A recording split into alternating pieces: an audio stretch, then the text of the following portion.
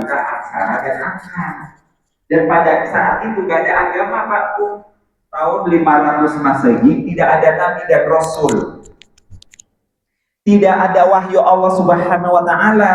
Manusia hidup mengikuti hawa nafsunya saja. Makanya kita mendengar cerita bahwa di masa itu ada namanya perbudakan. Pernah dengar Bapak Ibu? Iya, itu dulu deh.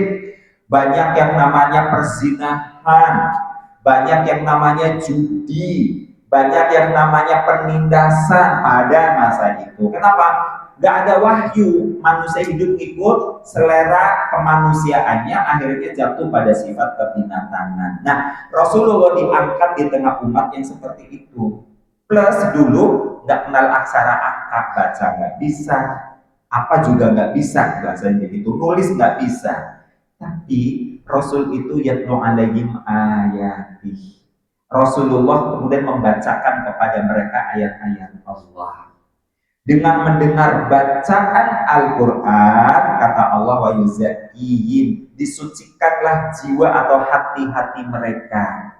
Di zaman dulu karena baca nggak bisa, nulis nggak bisa, dengan cara mendengar. Mendengarnya doang aja hatinya sudah bisa bersih. Ditambah lagi ngaji sama Nabi, wa yu'allimuhumul kitaba wal hikmah. Nah, jadi bahasanya, Pak Ustadz, kalau saya nggak paham arti Al-Quran, apa saya harus baca? Ya. Terus supaya hati saya makin bening, makin bersih, bagaimana Pak Ustadz? Ngaji, hadir di majelis taklim. Ini jembatan keledainya seperti itu dulu. Nah, tapi kalau saya nggak ada waktu untuk ke majelis taklim, tapi saya baca doang, apa juga bisa hati kita bersih? Insya Allah.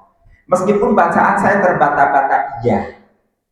Karena Allah tidak melihat pada pembacaannya semata-mata, tapi pada semangat untuk membacanya. Itu saja sudah bisa mensucikan jiwa. Itu terjadi pada sahabat Umar bin Khattab radhiyallahu anhu. Dulu beliau musyrik, menyembah patung. Begitu mau main ke rumah adiknya yang bernama Fatimah, terdengar di dalam Fatimah sedang membaca Al-Quran. Hati Umar sebenarnya udah bergetar. Kayaknya memang bukan rapal sihir kalau yang dibaca adik saya. Kayaknya nih yang dikatakan Al-Quran, begitu. Singkat cerita, begitu masuk terjadi insiden gitu ya. Beliau memukul Fatimah pakai gagang pedang sehingga Fatimah keningnya berdarah. Fatimah umpetin itu mushaf Al-Qur'annya. Kata Umar, bawa sini saya mau baca. Kata Fatimah, enggak, kamu harus mandi dulu. Hari ini kita nyebutnya mandi janabat. Begitu selesai mandi janabat baru diserahkan. Begitu diserahkan mushaf Al-Qur'an atau suhuf dulu ya sebutannya. Lembar-lembar Al-Qur'an itu Umar membaca. Bacaannya saat itu yang dibaca belum dikasih nama, hari ini sudah namanya surah Toha ayat 1 sampai 14. Begitu dibilang Toha ma anzalna 'alaikal qur'ana litasqa, Toha, tidaklah kami turunkan Al-Qur'an untuk menyusahkan kehidupanmu. Tuh, Umar baca langsung makin bergetar. Terus singkat cerita sampai ayat ke-14, Allah mengenalkan siapa dirinya. Innani anallah, sesungguhnya aku ini adalah Allah. La ilaha illa ana, tidak ada yang patut disembah kecuali aku. Fa'budni, maka beribadahlah kepada. Wa aqimi sholat dan tegakkan sholat untuk mengingat. Pak Bu, demi membaca ayat ini Umar bukan hanya bergetar tapi langsung bersimpuh, nyaris hilang tenaganya, tapi di balik luruh raganya membara semangat jiwanya. Beliau minta dipertemukan dengan Muhammad bin Abdullah yang mengaku Rasul utusan Allah itu. Kenapa? Di dalam pikirannya sudah ada keyakinan yang kuat bahwa ini bukan sihir, bukan rapal-rapal, bukan mantra-mantra, ini nyata yang dikatakan wahyu. Dan yang menurunkan, yang mengaku dirinya namanya Ar-Rahman itu ternyata dia adalah Allah yang tidak boleh ada sesembahan kecuali dia. Umar yakin, mantap, berangkat. menuju ke rumah sahabat yang bernama Arqam bin Abil Arqam, rumahnya di dekat Ka'bah. Sampai di sana begitu ketuk pintu, tok tok tok tok, karena Umar gagah badannya, dari dalam dibuka oleh Hamzah. Hamzah itu pamannya Rasul. Jegret. Hamzah juga gagah. Jadi dua orang gagah bertemu, kata Hamzah, jika kau mau macam-macam dengan Muhammad, kau berhadapan denganku. Kata Umar, aku gak ada urusan denganmu, minggir, aku mau ketemu Muhammad. Begitu Rasulullah berdiri menyambut dengan senyum, Umar tanpa berpiku lagi Pak Bu, langsung keluar dari lisannya, asyhadu an la ilaha illallah wa asyhadu anna Muhammadar Rasulullah. Ini tanda kalimat apa Bapak Ibu?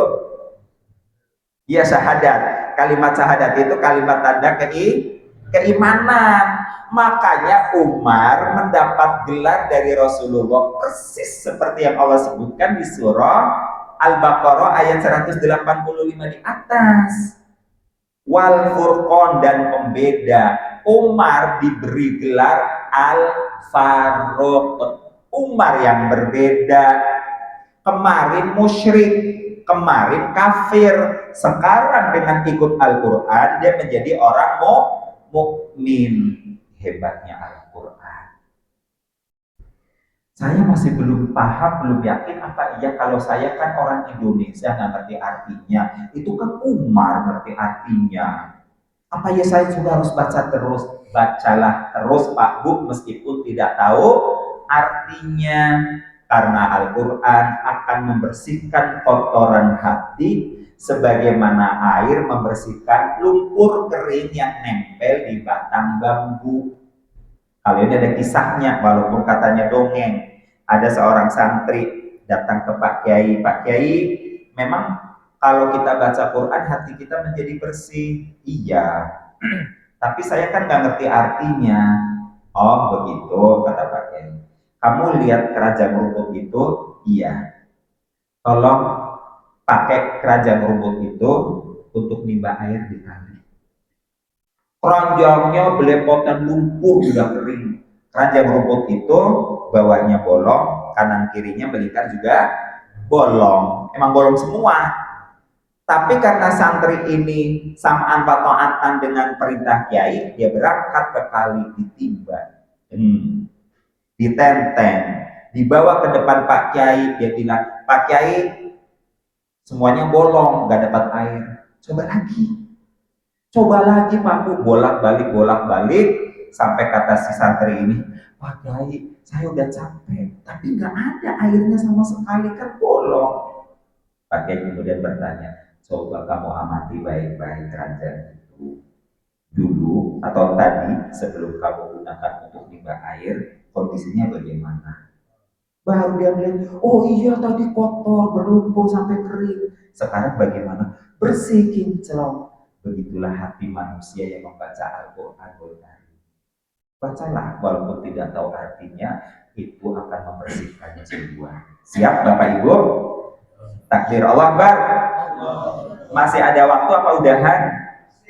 Beneran ini? Kan mau sholat witir ini. Lanjut. Oke. Nah, bagaimana caranya supaya saya betul-betul menjadikan Al-Quran sebagai imam, panduan saya, panutan saya di saat Rasulullah sudah tidak ada lagi di tengah kita? Karena Rasulullah menyebutkan, taraktu fikum amroini, aku telah mewariskan kepada kalian dua perkara. Man tamassaktum bihima lan tadilu abada. Jika kamu berpegang teguh pada keduanya, kamu gak akan sesat untuk selama-lamanya. Ya kitabullah wa sunnati rasul. Dia itu adalah kitab Allah, Al-Quran, dan sunnah Rasul, sunnah dan hadis-hadis. Pak Bu, maka setelah kita membaca Al-Quran sudah berulang kali, berikutnya kita mencoba mentadaburi, memahami maknanya. Nah di sini perlunya ngaji, tas'alu ala ahli dzikri in kuntum la ta'lamun. Bertanyalah pada ahli Al-Quran jika kamu tidak tahu artinya, tidak tahu maksudnya, tidak ngerti ilmu tentangnya. Nah, tugas kita apa? Merapat dengan para ahli ilmu, dengan para ustadz, kiai, ulama, guru, siapapun yang paham tentang Al-Quran, agar kita bisa mendapatkan berkah cahaya Al-Quran setelah hati kita bersih, tidak terkontaminasi dengan kehidupan dunia yang banyak godaan syahwat, ada fitnah berbagai macam, ya, peristiwa-peristiwa yang kadang membingungkan. Ikuti orang-orang soleh. Kenapa? Karena ini adalah hada siratal mustaqim, jalan yang lurus untuk mengabdi kepada Allah Subhanahu wa Ta'ala. Mengabdi kepada Allah gak ada pada kitab selain Al-Quran. Meskipun mereka mengklaim bahwa kitab mereka kitab samawi. Pernah dengar istilah kitab samawi, Bapak Ibu? Apa aja selain Al-Quran yang ada yang Bapak Ibu ingat? Taurat, Zabur, Injil. Pak Bu, meskipun mereka mengklaim itu kitab samawi, tapi kita sebagai putra-putri muslim harus tahu dan paham kitab-kitab itu sudah expired alias kadaluarsa. Taurat kadaluarsa masa berlakunya karena dia sebagai sistem panduan hidup. Sebagai panduan hidup, Taurat nggak kepake lagi setelah Injil turun. Nah, setelah Injil berlaku sekian lama, Injil juga expired, nggak berlaku setelah Al-Quran turun. Al-Quran turun tahun berapa? Nggak tahu. Oke, kita tarik dari kelahiran Nabi. Nabi lahir tahun berapa? Tahun gajah. 571 Masehi di kota Mekah pada tahun Jadi tahun berapa? 571. Iya, 571. Diangkat menjadi nabi dan rasul di usia ke-40, tanggal 17 Ramadan. Turun ayat tuh, yang 5 ayat. Ayat apa? Iqra. Namanya surah apa? Al-Alaq, Pak Bu. Nah, itu Quran yang pertama turun, Bapak Ibu. Rasulullah diperintahkan oleh Allah melalui Jibril mengucapkan kata Iqra. Tapi Rasulullah pahamnya disuruh membaca. Makanya begitu Jibril, kalau bahasa Betawinya ngejogrok tinggi gede gitu kan, ya Muhammad, ya Qara. Rasulullah kaget, ini orang gede banget. Dan Rasulullah bilang, ana biqori, saya tidak bisa membaca. Jibril nggak ngomong apa-apa, langsung didekat. Karena Jibril kekar kuat, Rasulullah menggap-menggap, dilepaskan. Begitu dilepaskan, Jibril ngomong lagi, ya Qara, ana biqori. Dipeluk lagi sampai 3 kali. Karena Rasulullah cerdas, kali yang keempat Rasulullah berpikir, oh mungkin maksudnya saya ikutin dia ngomong Iqra. Maka begitu Jibril bilang Iqra, Rasulullah baru bilang Iqra. Bener, Jibril melanjutkan Bismi rabbikal ladzi khalaq. Rasulullah ngikutin Bismi rabbikal ladzi khalaq dan seterusnya. Peristiwa turunnya wahyu Al-Quran murni, bersih, clean, clear, pure, gak ada kalimat lain, Pak Bu. Nah, ini hebatnya Jibril, dihadirkan oleh Allah Subhanahu wa Ta'ala, hanya ngomong Iqra dalam rangka memerintahkan Rasulullah mengikuti membaca, tapi Rasulullah menolak dengan mengatakan saya tidak bisa membaca. Jibril gak ngomong apapun. Dengan kata lain, turunnya wahyu Al-Quran gak ada jeda omongan lain, Pak Bu. Bayangkan kalau Jibril lebay dikit, begitu Muhammad dibilang Iqra, Muhammad bilang ma'ana biqori, udah dipeluk, masih ngomong ma'ana biqori. Jibril lebay bilang tinggal ngomong Iqra, ya gitu gue susah amat ya. Maka ayatnya kan berbunyi Iqra, susah bener, ikutin gue Pak. Nanti begitu kalimatnya, Pak Bu. Nah, Jibril di peristiwa ini gak ngomong yang lain kecuali Iqra. Paham sampai di sini, Pak Bu? Bukti bahwa Al-Quran, bahkan Jibril pun gak bisa improvisasi mengucapkan kalimat selain itu. Bukti bahwa Al-Quran ini jernih, murni kalimat Allah. Inna nahnu nazzalna dzikra wa inna lahu lahafidun. Sesungguhnya kami yang menurunkan kitab peringatan ini dan kamilah yang menjaga kemurniannya. Jadi peristiwa turunnya itu nggak mudah. Wong penerimanya suruh ngomong Iqra, dia bilang ma'ana biqori, dan Jibril nggak ngomong yang lainnya. Nggak ada jeda berarti Pak Bu. Murni hanya wahyu Allah Subhanahu wa Ta'ala. Nah, jangan salah. Al-Quran pun akan habis masa berlakunya. Bukan karena turun kitab lain, bukan. Allah yang akan mencabut Al-Quran yang seperti ini, Bapak Ibu, nanti udah nggak ada lagi di tengah kita. Jadi berapa lama umur Al-Quran di tengah kita? Umur Al-Quran di tengah kita hanya 1.500 tahun saja. Sekarang Hijriah sudah tahun keberapa, Pak Bu? 40 berapa? Berapa tahun lagi ke 1.500? Nah, jangan dianggap sepele Pak Bu. Itu artinya Imam Mahdi kemunculannya sudah sangat dekat, Dajjal sudah sangat dekat. Jika keduanya sudah muncul, maka sebentar lagi umat Islam di seluruh dunia akan dihabisi oleh Allah Subhanahu wa Ta'ala dengan mengirimkan angin dingin dari Yaman.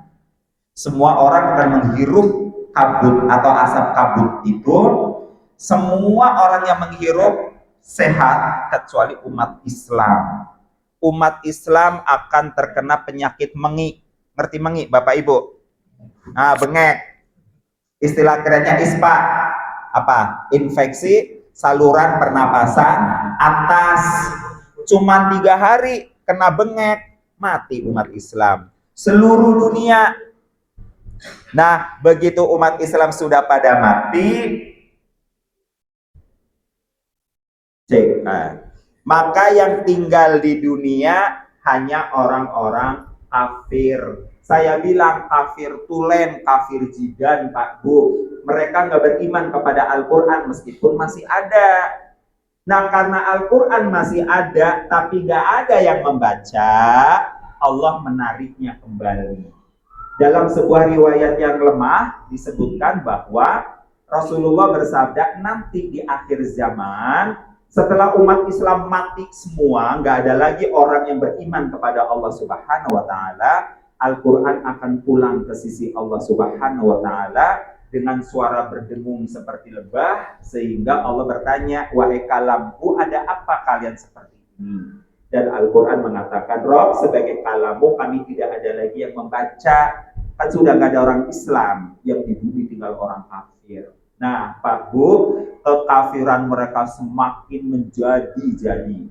Yang namanya seks bebas itu sudah tidak lagi indoor, tapi sudah outdoor. Nabi menggambarkan, jika kamu melihat peristiwa akhir zaman, kamu akan menyaksikan orang-orang berzina di tepi jalan itu berjingkrak-jingkrak seperti keledai. Ini bahayanya kalau tidak ada Al-Quran. Hari ini gejalanya udah ada pada kali muncul. Iya, mereka masih malu-malu karena masih ada kita, orang-orang mukmin yang beriman kepada Al-Quran. Oleh karena itu, ayo back to Quran, kembali kepada Al-Quran, karena ini benteng kehidupan, Pak Bu, nggak main-main. Dan ketika kita membaca Al-Quran, kekuatan energinya itu nanti menjadi suplemen energi gravitasi antara apa, Merkurius, Venus, Bumi, Mars gitu. Itu kan ada namanya gaya gravitasi yang membuat planet ini berjarak. Yang nambahin energinya siapa? Orang Islam. Dengan sholatnya, dengan tawafnya, dengan wiriknya, dengan zikirnya, dengan tilawatil Qur'annya. Vibrasi energinya menjaga keseimbangan alam, Pak Bu. Nah, nanti ketika umat Islam sudah tidak ada, Al-Quran sudah tidak dibaca, nggak ada yang sholat, nggak ada yang tawaf, pada akhirnya nanti Ka'bah pun dihancurkan oleh anak keturunan Abroha. Ketika Ka'bah sudah dicongkel, dindingnya sudah hancur, sudah remuk. Nah, karena yang ada energi kekafiran, energinya negatif. Energi ini yang grogoti, energi gravitasi semesta raya. Disitulah nanti terjadinya kiamat. Benturan antar planet terjadi karena sudah nggak ada gaya gravitasi yang memadai. Jadi orang-orang Islam adalah orang yang berkontribusi dalam merawat alam semesta. Orang-orang Islamlah dengan tilawatil Qur'annya yang menjaga keseimbangan alam. Kalau orang Islam sudah nggak ada, maka kiamat pasti terjadi. Nah pertanyaannya, kita mau menjadi oknum yang mempercepat datangnya kiamat, apa tetap mengikuti sunatullah biar Allah saja yang mendatangkannya nanti dengan cara kita membaca Al-Quran? Nah itu kalau hitung-hitungan matematika secara baku, tapi bisa jadi bukan 1.500, mungkin bisa 2.000 dan lain sebagainya, hanya Allah yang tahu. Tapi dipastikan Al-Quran di bumi ini sudah tidak lama lagi Bapak Ibu. Dia akan segera berangkat kembali ke sisi Allah. Celakanya kalau hari ini, maaf ya, naudzubillah, kita mengaku mukmin tapi nggak mau baca Quran. Nah begitu datang asap dingin tadi, kita disisain. Mau Bapak Ibu? Yang lain mati nih yang beriman, tapi kita masih hidup. Mau nggak nih? Nah, ya kan? Jangan sampai naudzubillah min dzalik, jangan menjadi oknum yang mempercepat datangnya kiamat disebabkan kita menjauhi Al-Qur'an. Maka yang terakhir, ketika kita sudah mentadaburi, memahami, tugas kita mengamalkan. Maka ketika orang-orang mukmin membaca Al-Qur'an, mengamalkan isi Al-Qur'an, kita laksana Jala Sutra. Pernah mendengar istilah Jala Sutra?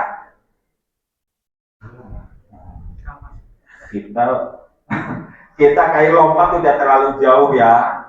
Jala Sutra itu zaman dulu gitu adalah senjata perlindungan kaum satria yang memiliki kesaktian mandraguna, istilahnya begitu. Jadi imunitas tubuh namanya Jala Sutra. Tapi istilah ini hari ini muncul lagi Pak Bu, karena putra-putri muslim sebenarnya sudah ada yang menemukan yang namanya Jala Sutra. Bagaimana menciptakan Jala Sutra untuk menangkis jatuhnya bom nuklir di sebuah wilayah agar tidak meledak. Nah, yang punya orang Islam, tapi ini masih disembunyikan, belum diekspos. Kenapa? Karena memang kondisi sekarang tidak memungkinkan untuk itu. Nah, umat Islam dengan membaca Al-Quran, mereka sebenarnya sadar atau tidak, secara langsung atau tidak langsung, mereka laksana Jala Sutra. Penjaga keutuhan Negara Kesatuan Republik Indonesia ini disebabkan masih ada orang Islam, Bapak Ibu. Kalau kita sudah kayak orang-orang di luar negeri yang tidak berpegang kepada Al-Quran, Indonesia sudah hancur lebur, sudah tercerai-berai Bapak Ibu. Bagaimana tidak, persoalan negeri ini sudah sangat-sangat akut. Kalau dipikir sederhana Pak Bu, ada yang sudah hitung berapa ribu triliun yang dikorupsi oleh oknum-oknum yang ada di sana. Ratusan ribu triliun. Ini negara kaya apa super kaya ya Pak Bu?